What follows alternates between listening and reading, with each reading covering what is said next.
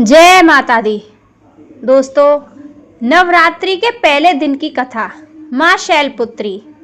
बहुत समय पहले की बात है, जब ब्रह्मांड की उत्पत्ति के बाद देवताओं और असुरों में संघर्ष होता रहता था।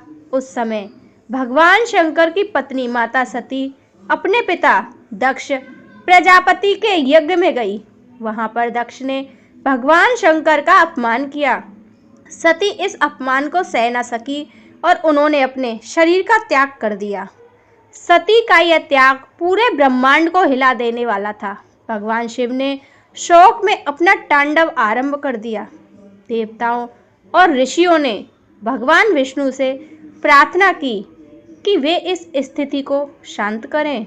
भगवान विष्णु ने अपने सुदर्शन चक्र से सती के शरीर को 51 भागों में विभाजित कर दिया। वे सभी अंग पृथ्वी पर अलग अलग स्थानों पर गिरे और आगे चलकर शक्ति पीठों के नाम से प्रसिद्ध हुए। सती का यह जन्म समाप्त हो गया था, लेकिन यह केवल अंत नहीं था, बल्कि एक नई शुरुआत थी, क्योंकि शक्ति को अनंत है। शक्ति कभी नष्ट नहीं होती, वह केवल रूप बदलती है। पुनर्जन्म माता शैलपुत्री का। समय बीता।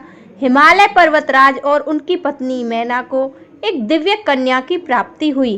वह कन्या और कोई नहीं बल्कि स्वयं देवी सती ही थी, जिन्होंने पुनः जन्म लिया था।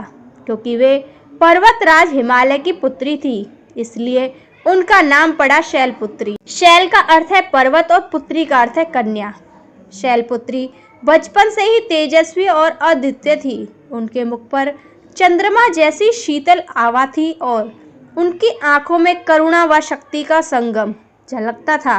जैसे जैसे शैलपुत्री बड़ी हुई, वे अत्यंत धार्मिक और साहसी बनी। उनका मन सांसारिक विषयों में नहीं बल्कि केवल एक ही संकल्प में लगा था, भगवान शंकर को पुनः पति रूप में प्राप्त करना।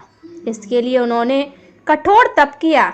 वर्षों तक पर्वतों की गुफाओं में रहकर कठिन व्रत किए, कभी केवल पत्तों पर तो कभी केवल जल पर ही जीवन बिताया।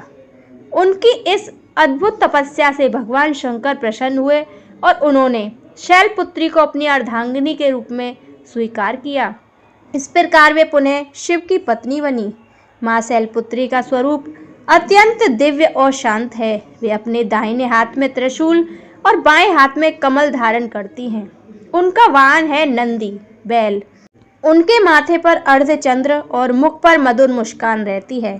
वे भक्ति, शक्ति, साहस और संयम का आदर्श रूप हैं। नवरात्रि के पहले दिन माँ शैलपुत्री की पूजा इसलिए की जाती है क्योंकि वे साधक के जीवन में मूलाधार चक्र को जागृत करती हैं। यह चक्र साधना की जड़ है। जो भी साधक पहले दिन श्रद्धापूर्वक उनकी पूजा करता है, उनका मन स्थिर होता है। जीवन में नए संकल्प, साहस और आत्मविश्वास का संचार होता है। माता शैलपुत्री की पहले नवरात्रि की पूजा विधि। प्रातः स्नान कर स्वच्छ वस्त्र पहने, घर या मंदिर में कलश स्थापित करें। कलश में जल, सुपारी, दुर्वा, सिक्का और आम्रफल रखें। ऊपर नारियल रखकर कलावा बांधें। भगवान गणेश का पूजन करें। इसके बाद माता शैलपुत्री का ध्यान करें।